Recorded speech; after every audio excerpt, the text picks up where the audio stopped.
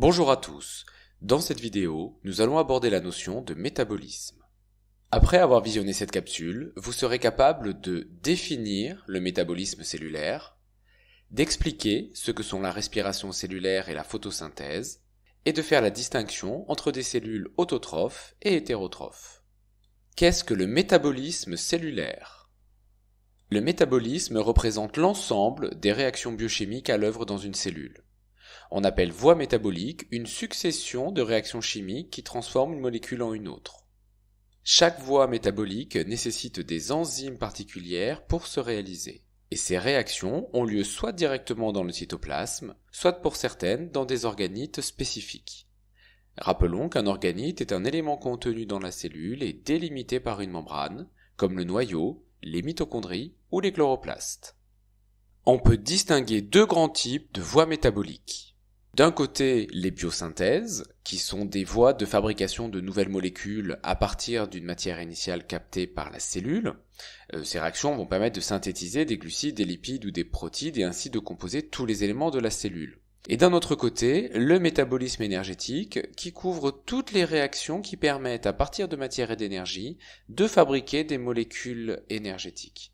Et ces molécules énergétiques sont en quelque sorte le carburant de la cellule. Elles sont utilisées dans toutes les réactions cellulaires du métabolisme. Vous connaissez déjà deux voies métaboliques, la respiration cellulaire et la photosynthèse. Nous allons les détailler pour les replacer dans ce schéma général du métabolisme. Comment fonctionne la respiration cellulaire ? La respiration cellulaire est un ensemble de réactions biochimiques qui relèvent du métabolisme énergétique. Lors de la respiration cellulaire, du glucose est consommé par la cellule ainsi que du dioxygène. Cela permet de fabriquer des molécules énergétiques. La respiration cellulaire conduit au rejet de dioxyde de carbone et d'eau. On peut donc écrire la réaction de la respiration cellulaire ainsi. C6H12O6, qui est la formule du glucose, plus dioxygène, donne du dioxyde de carbone plus de l'eau, et des molécules énergétiques qui vont être utilisées par la cellule pour fonctionner. Si on équilibre l'équation, voici ce qu'on obtient. La respiration cellulaire n'a lieu que dans un seul type d'organite dans la cellule, les mitochondries. Comment fonctionne la photosynthèse ? La photosynthèse est un ensemble de réactions biochimiques qui relèvent à la fois du métabolisme énergétique et des biosynthèses.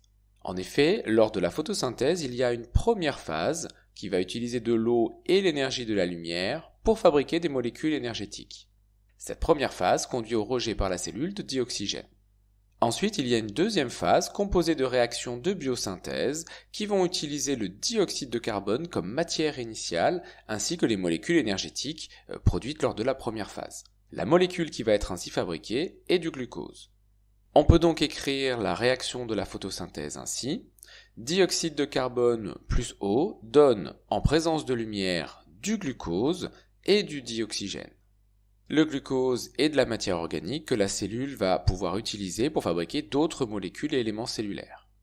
Si on équilibre l'équation, voici ce qu'on obtient.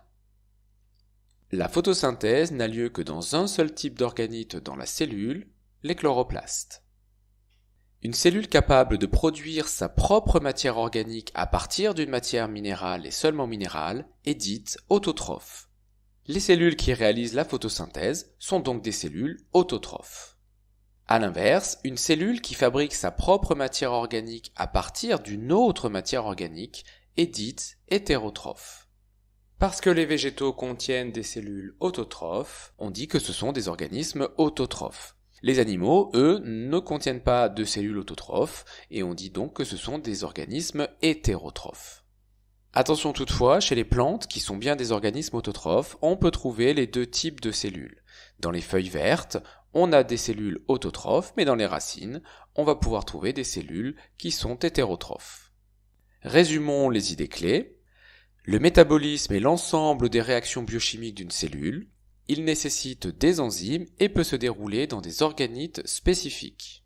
La respiration cellulaire est une voie métabolique qui se réalise dans les mitochondries. Voici sa réaction. La photosynthèse est une autre voie métabolique qui se réalise dans les chloroplastes. Et voici sa réaction.